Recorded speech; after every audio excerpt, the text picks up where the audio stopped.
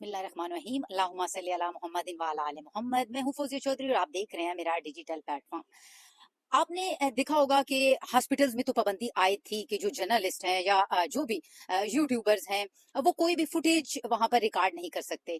और अब पिकैक भी तलवार जो है वो जर्नलिस्ट पर लटका दी गई। अब रेलवे मिनिस्ट्री की जानिब से एक हम देख रहे हैं सोशल मीडिया पे एक नोटिफिकेशन बड़ा तेजी से गर्दिश करता नजर आ रहा है, जिसमें वार्न किया गया है कि अगर कोई भी जर्नलिस्ट या यूट्यूबर या व्लॉगर वीडियो रिकॉर्ड करता हुआ रेलवे स्टेशन पर या रेलवे ट्रैक पर पाया गया तो उसको कानून के मुताबिक उसको सजा दी जाए। इस वक्त सीनियर जर्नलिस्ट मोहम्मद उस्मान मौजूद हैं।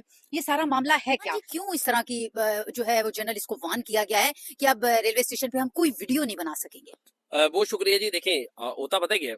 आप इनका सोशल मीडिया उठाकर देख लें, चाहे वो हॉस्पिटल को देख लें, रेलवे स्टेशन को देख लें, किसी भी जगह देख लें, सोशल मीडिया पर जो चीज़ दिखाई जा रही है वो बिल्कुल डिफरेंट है और जो आपको ग्राउंड पे नजर आ रही है वो बिल्कुल डिफरेंट है। अब चूंकि वजारत रेलवे की जानिब से एक नोटिफिकेशन जारी किया गया है कि जनाब आप वहां पर किसी किस्म की कोई फोटोग्राफी नहीं कर सकते, आप वीडियो वहां पर शूट नहीं कर सकते। अच्छा, ये होता क्यों है? होता इसलिए लोग अपने प्यारों को वहां छोड़ने के लिए जाते हैं। किसी ने यहाँ से लाहौर जाना है, कराची जाना है, फैसलाबाद जाना है, पेशावर जाना है, मुल्तान जाना है, किसी जगह भी जाना है, तो लोग जब उनको रुखसत कर रहे होते हैं ना, तो एक सिर्फ इस वजह से कि यार ये क्लिप जो है ना इसको हम किसी तरीके से सेव कर लें, ठीक है, और वो वहां से उनकी रवानगी का ना वो क्लिप ले लेंगे या फिर वहां से निकलते हुए टिकटॉक। मैं समझता हूँ कि इससे रेलवे को तो कोई खतरा नहीं है, ठीक है।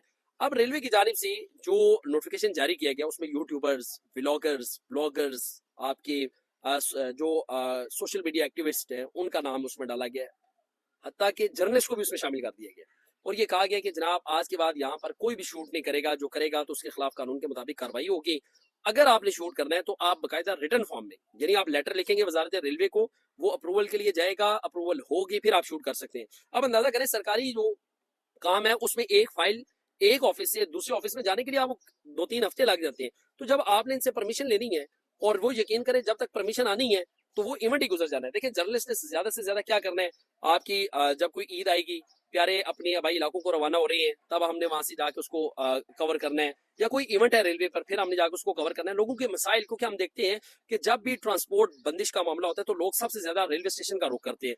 तो रेल के इतने बुरे हालात हैं कि आप यकीन करें कि जिस कैबिन में 6 लोगों के बैठने की गुंजाइश है वहां 12 से 15 लोग बैठे को अपनी नाकामियों को छुपाने के लिए इस तरह की नोटिफिकेशन जो है वो जारी कर रहे हैं।